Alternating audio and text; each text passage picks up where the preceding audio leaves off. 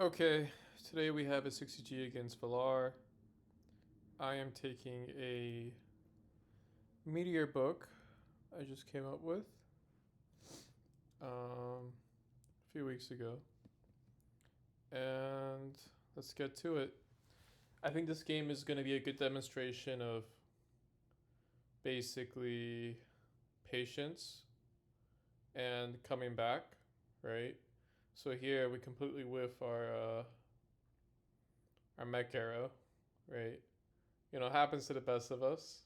Maybe not to you, but apparently it does happen to me. And we get started. So he's going for chip damage early. Not chip damage, I should say, but he's going aggro early. And it's got me a little flustered. So I'm not terribly worried because this is a fairly defensive book overall. So it's not really like, he's going to be able to kill me with Pinecone that easily, right? So I'm not too worried about that. He's playing around the sanctuary quite well. Um, and yeah, there's really not that much I can do early just because, I whiffed that mech arrow. Um, Otherwise I would put him in danger of, BFTP flash. He doesn't know if I have flash or not, or if I have BFTP or not. Or at least a BFTP, maybe tree or mud, if not for flash. So that threat completely goes away simply with me whiffing that mech arrow. But nonetheless, I think this game is pretty good to spectate and to learn from, just from the sheer fact that at the end of the day, he had this very nice lead, very nice momentum on his end, and we still come back. So I think that's great. Um, what you want to end up doing when you're at a deficit like this is definitely, if you can split off the map, kind of get in a more neutral position, tone things down a little bit, you're going to be way better off. I think this was his first major mistake. Um, when I look at this play, I'm just thinking, like, okay, this guy, he's being impatient. All he has to do is just kind of put the totem there for just another turn, and then maybe summon something else. We're on what, turn 7 by now? So, maybe get like some other minion out, a peg out, something. And in doing so, you can maintain your pressure. But this was his first critical mistake, I think, on turn 7. Um, and you'll see he makes a few major blunders, I think more due to impatience than anything else. But on our end, we ended up killing the swarm because really he has swarm and totem out. They accomplish two separate things. Totem's going to give you turn efficiency in terms of map control. And then swarm's going to give you turn efficiency in terms of damage control. So I wanted to get rid of the damage control, obviously, to save my own swarm. But at the same time, I'm not really in a position where I'm stalling or anything anytime soon, so I think this totem, more or less, is fairly useless for him. And keep in mind, I don't really know his book all too well yet at this point. Um, so he did reveal Skyray here, and uh, part of 60 Grassy and really like all of Arcanist is to sniff out people's books. It's very important. Here I have to make a decision: do I want to chip him or the totem? I figured putting the totem on 10 HP wasn't a bad idea. This may have been a misplay on my end though. So I just saw he used Skyray. Um, it may have been a good idea to see if he had a second aerial. Otherwise, if I'm gonna zone already with this aura, I should have probably put the swarm maybe like right over here, give or take, just so it'd be present in the game for me. But he was able to just, um, I think he trees here. Does he tree here? So he trees here. And you'll see later on in the game that he actually takes imps. And so compelling me to side hide um, while he's in a favorable position is a really good thing for him. Now, one thing though is with him having imps, right? And I at this point I don't know if he has imps or not. I do kind of know that okay, since he took Arcane Bomb, I'm a little suspicious. This is another kind of weed out. Okay, we get to see oh, he has Whisper Bomb. And thankfully it survived. The thing is with the way he's using his spells, it's not like a dead on hit. So like the when you Whisper Bomb like that, you have to get like very close to the edge to do the full amount of damage and everything like that. But that surviving basically allowed me to get this myth, um, which is great for me. And I ended up chipping him for 30 here. I figured it was a good time to do so. At some point, I have to chip him either with Mech Arrow or something else, because he's gonna play around the Sanctuary too well, otherwise. But I put that there and then I tree it because I'm still not in a position where I'm comfortable with trading with him, and I also want to block off this peg if I can. So both of those are important to me. Now he summons this swarm.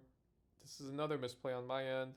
Definitely should have placed the swarm a little bit more to the left, but I was trying to block off the jump. So I wanted to say okay, you can make this jump, but in doing so, you're going to stun yourself. But I guess at the same time, if I put the swarm more to the left here and he jumped over, he would use a BFTP, maybe jump here, maybe come like over here-ish, and then maybe like just drain this myth. So potentially me putting the swarm here saved the myth, right? So it's not, like all terrible, but there's definitely a trade-off there. There's a very real trade-off there. So at this point, I'm getting the monarchs out, and I put the monarchs very specifically under this tree at this specific angle, such that if he wanted to kill my monarchs, he couldn't get a direct skyray on them. He would have to put either his swarm or his totem, and you're gonna see this right now. And people say I just like got lucky, the whole meme of DX luck. I'm sure if you guys play this game avidly, you hear it all the time. But with that whole meme of how lucky I am, at the end of the day, and I also think he misplayed this too. He could have probably put the totem a little bit lower here, raid, hit this myth, hit my monarchs, even if one lived, and potentially even hit my tower. So there's a micro misplay here on Valar's end. So far, I would say he's made, I want to say 2, maybe 3. Maybe I forgot one. But definitely 2 major misplays already on his end. Obviously, him being able to have this tempo on me is because of that early, whiff of the mech arrow. It definitely does not help.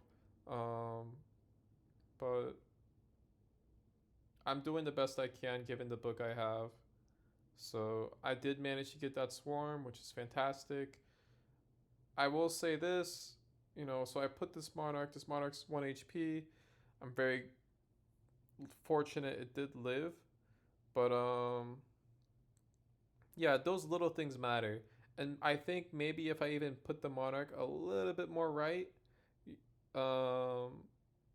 this might have had maybe like 10 HP or 5 HP.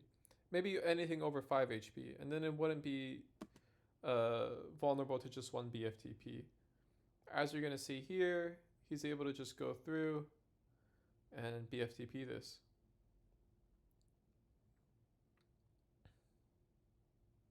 So he BFTPs the monarch. And it's good to get his BFTPs out early like this. Definitely. But he puts this here. I thought he would pinecone here. He ends up draining, which I don't know if that's a great move personally. I think if I'm him, draining is another mistake. Because if you pinecone and you happen to get the D tower, because it can get 85 damage, maybe you do, maybe you don't, right? But if you happen to get that D tower, I think that's much more valuable than the 30 HP he got. So I think that's definitely another mistake he's made. And for me, because of that early momentum loss, I decided, you know what? I'm just going to drain him back. I'm going to get 60. Now, and considering his book is kind of wonky, if he doesn't have a DK or something, HP is very valuable. Just to recover those early game hiccups we've had. So he goes here, flies up, and he prots. So he does a very defensive move. Now, let's say he detowered me. I don't think I would have been at the liberty of just towering in his face again. I would have to mud or something. Then he can potentially get a totem out, and now he has turn efficiency over me. He has his peg out, so he would have been in a great spot had I been detowered. But he did not go for that. So let's just see how this goes. And I think this is another potential mistake. You know, at this point, if I'm him, I would have just pineconed this dwarf. Pretty sure it can do 50 and maybe a little bit more damage to me, such that it puts me in D-tower range for a pinecone next time around. I don't know what the totem really does for him. Sure, you can get your Pegasus out, but at the same time, that's not really high priority for you. You know, at the end of the day, and he does have imps. He shows it later. I don't know this for sure yet. But at the end of the day, if that is your win con, you need those imps to beat me, right? Having basically just a peg, even if you can get an undead, at this stage is not enough. Now for me, I make this very play I think is interesting. I put light mode on it, but in hindsight, I could have put H2O and dug down, but then if you just treat again, it would have been iffy. So here you're going to see he makes a very turn efficient move. I believe soon. I believe he just trees this. This ends up being a very turn efficient move for him. The reason it's very turn efficient is even if I dig up here, there's still this part of the land that's blocked off, right? So I really would need 2 digs and they'd both be very awkward. Digs with the miner here. So he puts 2 of my minion slots in a very awkward position. Again, I think maybe this dig, I don't know if it was the best play on my end, but I don't think I had really that many great plays to make. My Swarm Monarchs, whatever, were probably on CD. I could have maybe tried to lob something at him, but I don't think that would have been great. So I really just had this dwarf. So yeah, I really didn't have many great moves on this turn in the first place. Although you could make an argument that, you know what, maybe the right move would have been to just dig this way instead with a drill, right? And doing so, also it doesn't seem like he has pebbles. Otherwise, I feel like he had opportunities to use pebbles on my tower earlier instead of maybe draining me. But yeah. So now I do have Monarchs out. I want to get them out just because. I know Pinecone, depending on how he angles it, unless he puts something right here, it's not going to necessarily kill both of the Monarchs like that. So I was fortunate there. I'm sure it could. It might just be a little bit of RNG there. But yeah. Not terrible. Not terrible. And he did mess up a BFTP turn 1. And those things, that could have helped secure that kill there. So these little things matter. But I ended up putting the Monarch here because I want to force him to move his Pegasus here for a potential tree follow-up, such that I can, be in a good position later on to trap the Pegasus and then stall out the game a little. I'm not terribly worried right now. Obviously, I don't know if he has DK, if he has imps, what he has, but Nice thing about imps is he'd have to, depending on how many minions he has, he'd have to sink some of them, right? And for that to occur, there's this land, there's no way to sink your minions like that so easily. So you don't have accessibility to one of your win cons, which is kind of rough. So I go here and I decide, you know what? He has a swarm out. I have no way to get to it. If I don't touch the swarm and then he, goes and pine cones me or whatever, and I'm detowered, he just has a lot of turret efficiency on me. And then he uses it on the monarch and everything. His peg is no longer pinned to the side. It's just a headache to deal with that. So I know he has arcane bomb.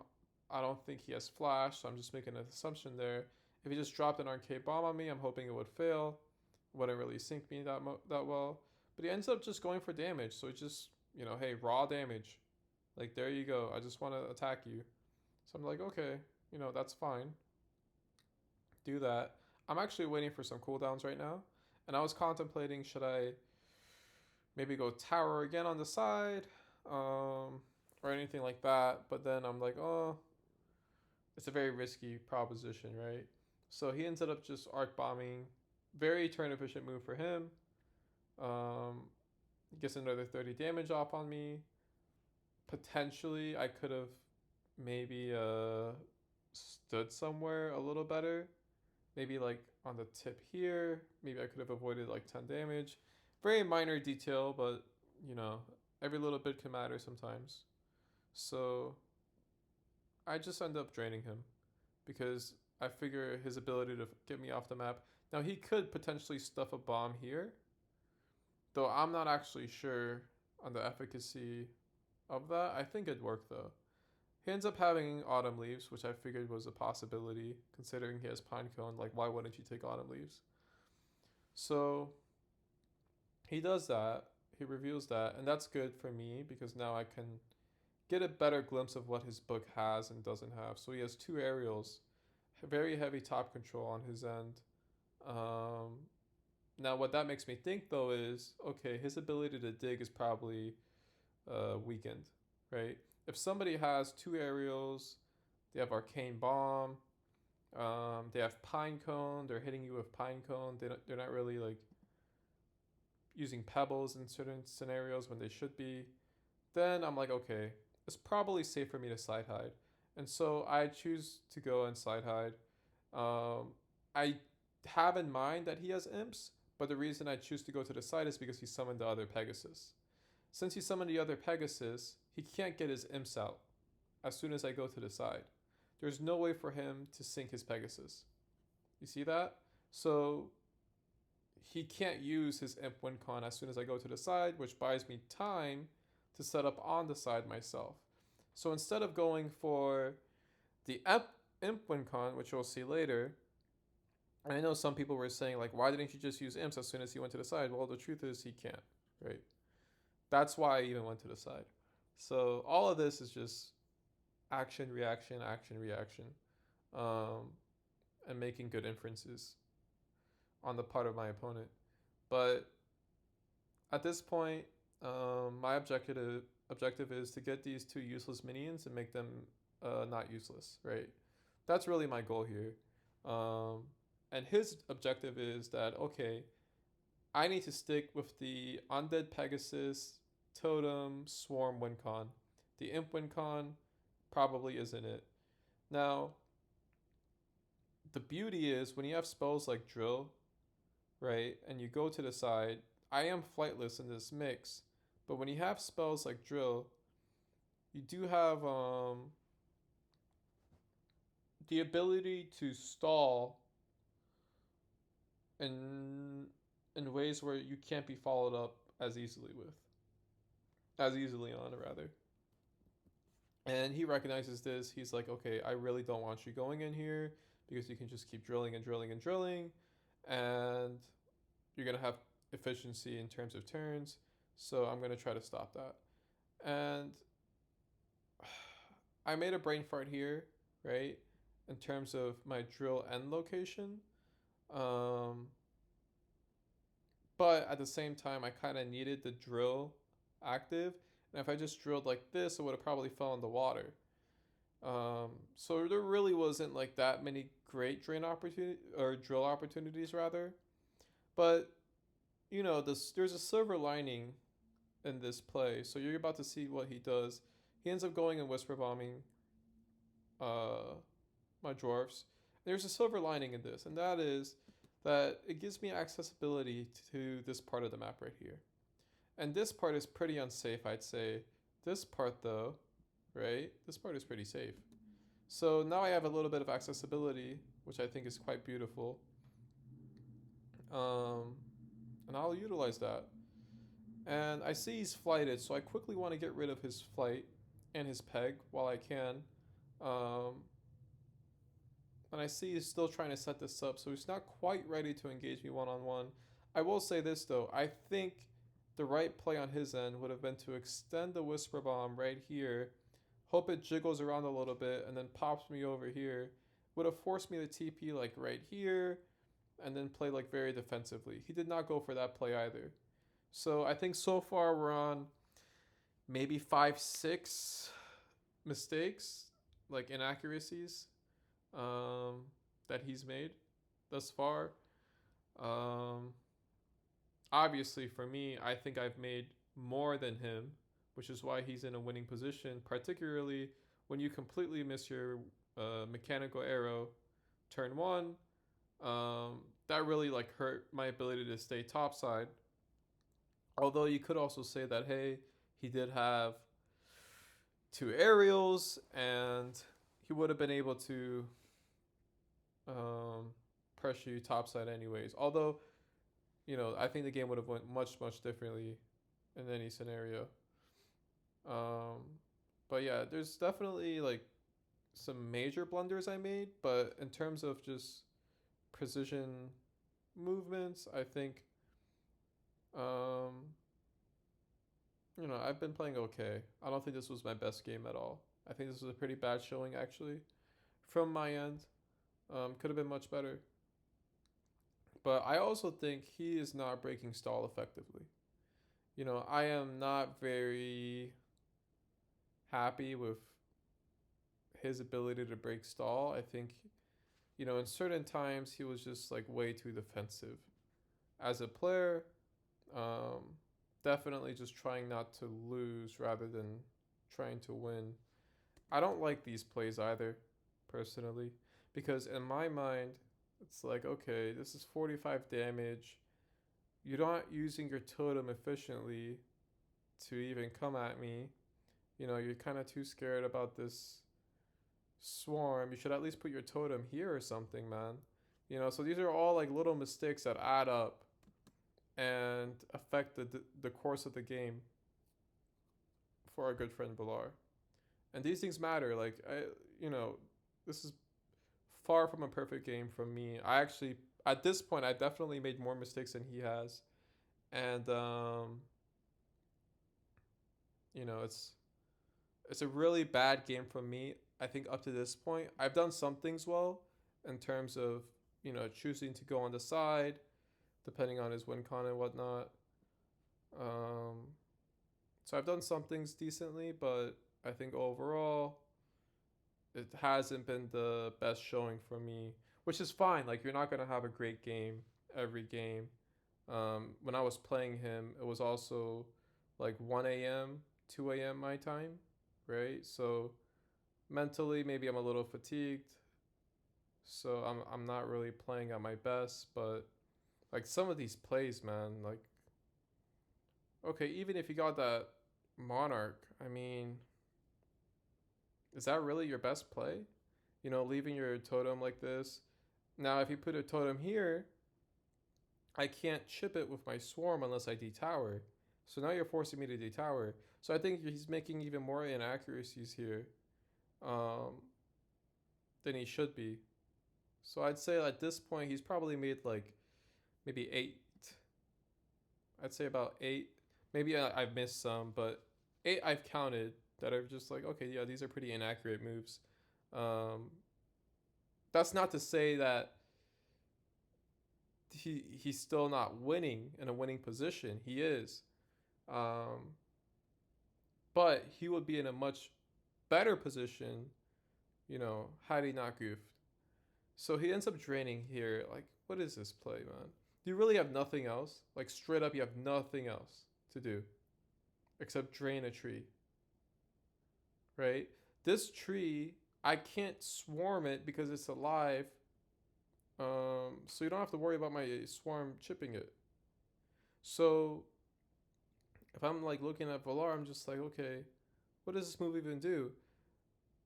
If you want to make a move, right, maybe just drop an arcane bomb like here, have it bounce a little bit, and then have it go here, and then you stand positionally in a good spot, right?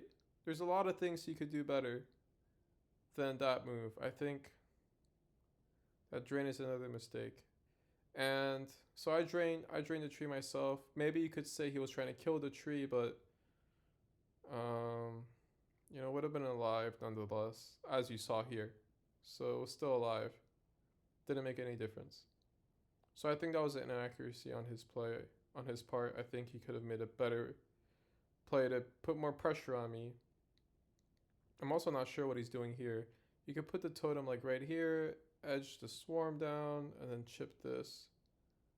Definitely don't need to be keeping this alive. But he chooses to sky ray it. Instead, he kills his own totem, which gets rid of his ability to break my stall.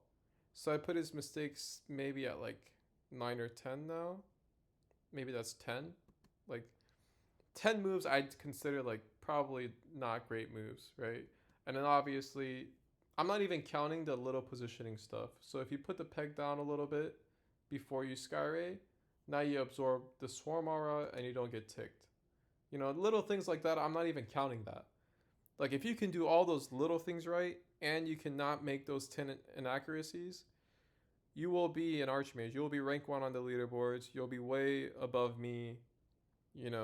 Kudos to you. You'll be the best player, by and large. But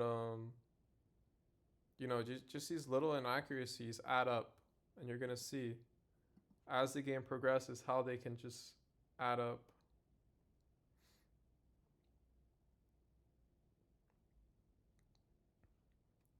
And I make bad positional like moves too. I'm mostly focused on his mistakes personally, because I am in such a losing position right now that it just kind of confuses me as to why he's giving me an opportunity to, like even draw this game or anything like that. I'm just confused at this point. That's why I'm just focused on his gameplay more than my gameplay. Although later on in the video, we are going to shift more to my gameplay because I do end up winning this game. So we're going to kind of see, how that all manifests itself and a few core blunders he makes beyond, I'd say, the 10, 11 inaccuracies, I'd call them.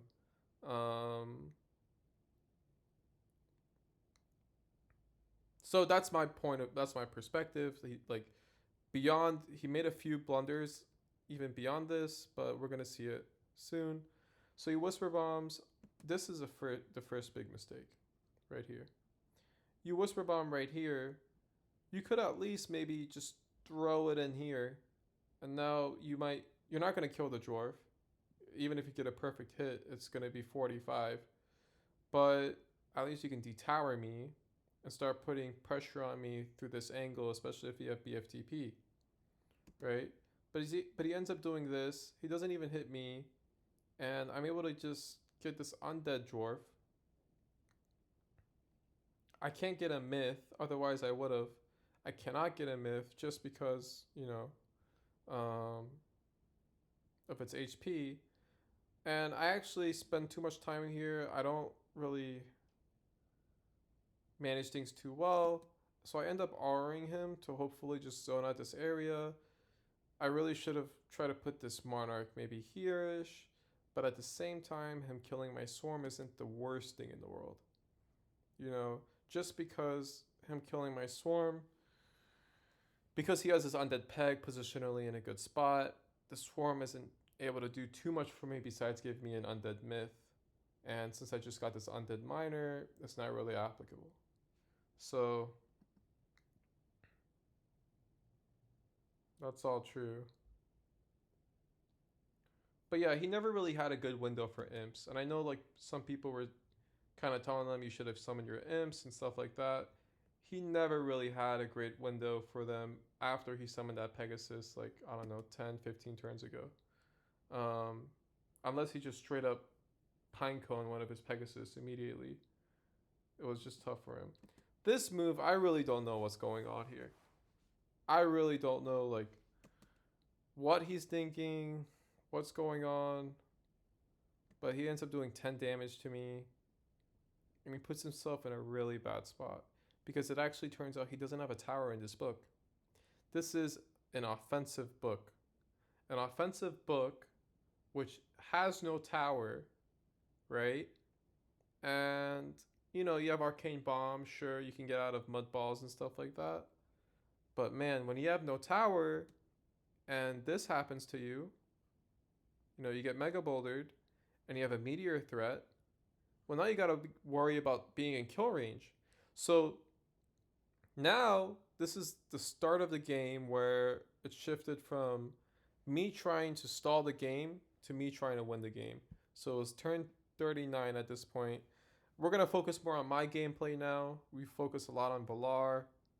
Now let's focus a little bit more on, you know, how I close this game out. Because he is a foxy one. He's very, you know, sleazy. He can get around and stall out very well. But he makes a few core mistakes and I take advantage of them. So I choose to kill the swarm immediately, and I'm very fortunate that this didn't hit me. I don't know how much HP I have. I hope it's not a terrible amount. For me to use Meteor here doesn't make sense. Since I have Meteor, I'd rather wait for him to clump up his imps and try to charge them up and then use Meteor rather than try to use them upon summon, because at least that way I also kill some of his turns that he's using to get Meteor out.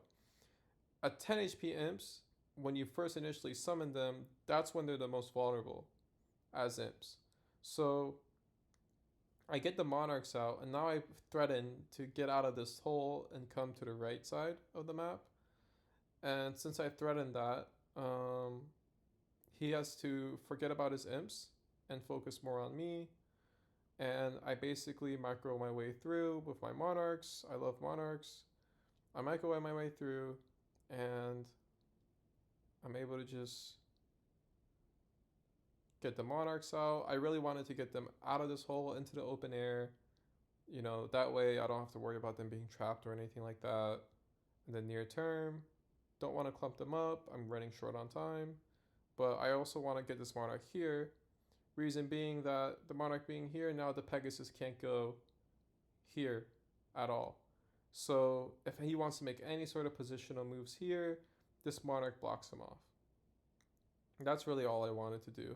And you're going to see that this Monarch being here at the last second was a huge momentum shift in a positive way for me. Because if I put this Monarch right here, this upcoming play would not be possible. And what I'm referencing right now is this right here. So I think he made a positional mistake. Now, one thing is, no matter how you look at it positionally, if you try to summon this swarm, if he's like standing here and he tries to summon it here, or if he's standing here and he tries to like summon it here, I have an angle for a Meteor.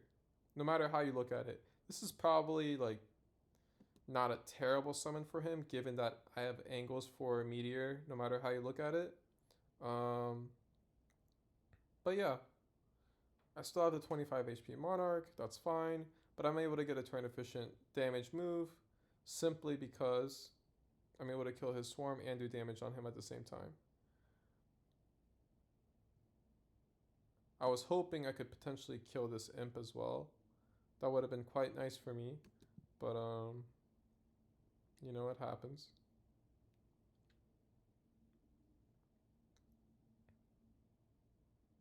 So now he's in like major stall mode. I have one Mega Boulder left, and he has to be cognizant of it. So And if I just like stuff myself on while he's on his Pegasus, I'll just straight up win. And this is where towers really matter, right? You know, here's the boat. They're going off. So he gets this Pegasus out. It's like, okay, that's fine and dandy. Oh, we're on turn 43. And the thing is, when you have no tower, sometimes you feel like, okay, I have to just stay mounted in case, you know, they damage me. Like if I go over there and I try to like mech arrow him, um, and he's not mounted, you know, it could be bad for him. So I summoned the swarm thinking, okay, well, he's probably going to Skyray it. I just want that cooldown off. Although Autumn Leaves wouldn't be terrible, he actually opts for a more defensive type of move, which is prodding. So I'm like, okay, that's fine. But now you're about to see probably what I'd say is the best play of the game. So the best play of the game right here is me getting this, and I didn't, I don't catch it immediately. That's the thing. Sometimes like, because if I caught it immediately, I wouldn't have moved the swarm back. It kind of registered to me maybe by like 30 seconds. You know, when I was running really short on time here, maybe I had like 15 seconds left here. I was trying to get the swarm down, but I was like, wait a minute, I can double stack these. And yes, I'm going to lose my swarm and I'm going to lose my monarch, but I'm going to gain his peg. And that's really what helped me seal this game, right? So this is a play I just kind of saw last second. It's not some like if I saw it immediately, um, and the only reason I was able to see it is because I noticed a little nudge he left open with his Pegasus, right? So he left that little bit of nudge open. He didn't put his Pegasus like right here. He put it like right here-ish. And that's the beauty of me putting my Monarch like right here and not trying to put it on top of it or anything like that. So he TP's in this little hole. I think it would have been better for him to TP like right here. I don't agree with this TP location. But I kind of get him on 2 HP, which is fantastic for me. And this game's about to close. So he's just, you know, attempting to stall here. I'm going to fast forward a little bit. So he trees me. I TP out. He chooses to Autumn Leaves me. And I'm just kind of waiting for my aura cooldown. And he has to be cognizant of that. I have that undead peg. So he puts his undead peg on me. The problem is now I can move my peg and put it on him.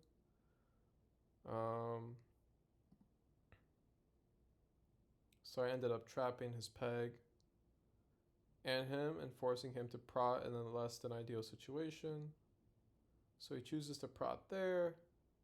So I'm like, okay, that's fine. Now I can just trap your Pegasus with just one Monarch. So positionally it's kind of disadvantaged right now. And I choose the 4 HP Monarch in case I need that 15 HP on the Monarch here for any such reason. So I move the peg over. And the reason I wanted to have a 19 HP Monarch here is because the aura on the Pegasus itself would have been problematic. Then I just choose a Sanctuary so I can get out myself. And you notice here now, he would have to deflight, right? Or use a BFTP. I think that might have been his last one. So it's good to just get that out because that could have helped him stall. So that's fine.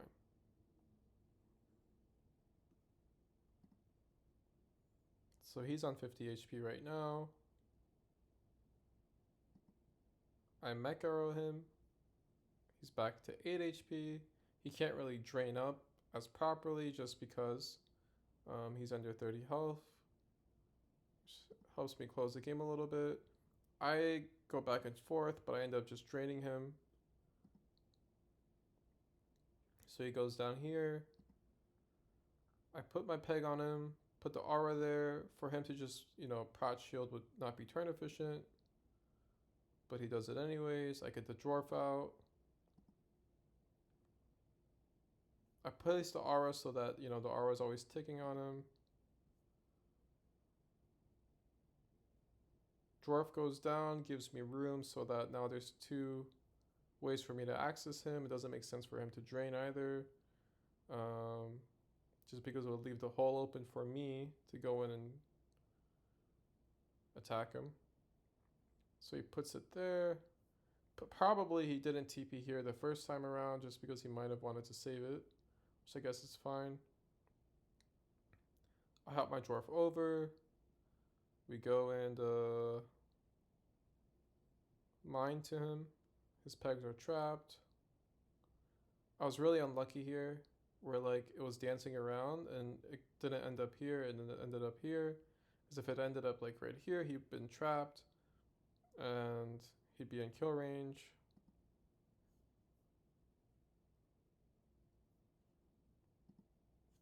He autumn leaves me. I get on my peg. A little bit of micro dancing here and there. You know. And we win the game. Hope you guys enjoyed.